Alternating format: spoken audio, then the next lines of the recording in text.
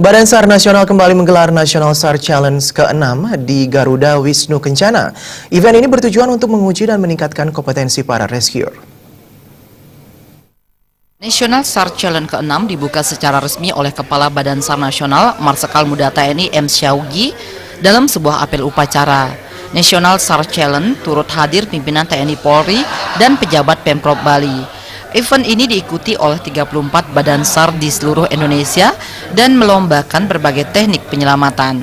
Kepala Badan SAR Nasional Marsikal Muda TNI M. Syawgi dalam amanatnya mengatakan, Basarnas merupakan satu-satunya lembaga pemerintah non-kementerian yang diberikan tugas untuk mengkoordinasikan dan melakukan pencarian dan pertolongan terhadap kecelakaan kapal dan pesawat udara, kecelakaan dengan penanganan khusus, bencana pada tahap tanggap darurat, dan kondisi membahayakan manusia di seluruh wilayah negara Kesatuan Republik Indonesia. Tugas yang dibebankan kepada Badan SAR Nasional ini merupakan tugas yang sangat mulia di bidang kemanusiaan yang sudah barang tentu harus dijawab dengan langkah nyata, yaitu melakukan tindakan berupa operasi SAR secara cepat, tepat, akurat, andal, dan aman serta terkoordinasi.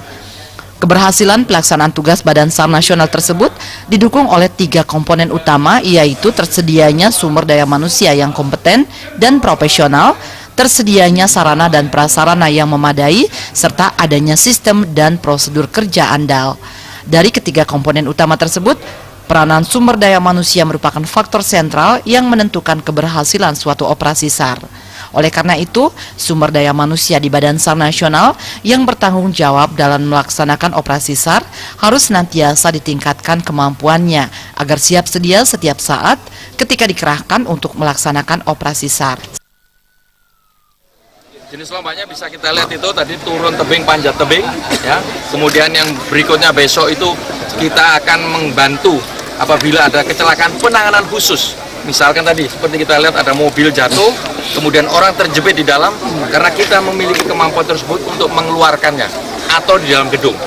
Yang ketiga tentunya menolong orang yang di laut, tenggelam atau kapal begitu. Jadi 3 itu yang kita lombakan. Mungkin apa yang menjadi fokus ke depan dari Basarnas ini? Fokus ke depan dari Basarnas yang jelas adalah meningkatkan respon time. Karena SDM yang memadai, profesional, peralatan yang memadai, kalau respon time-nya panjang nggak ada gunanya. Kita butuh kecepatan di sini. Ya. Jadi butuh kecepatan didukung tadi. Orangnya profesional, peralatannya memadai, sistemnya meyakinkan. Itu yang akan kita pilih. Sekarang respon time kita sudah menurun dari 30 menit menjadi 15 menit. Kalau saya katakan respon time itu artinya pergerakan kita.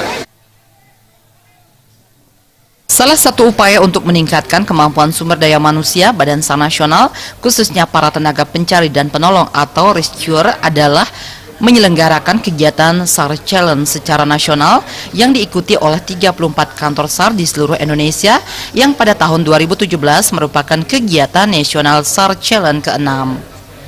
Riase, Bali TV.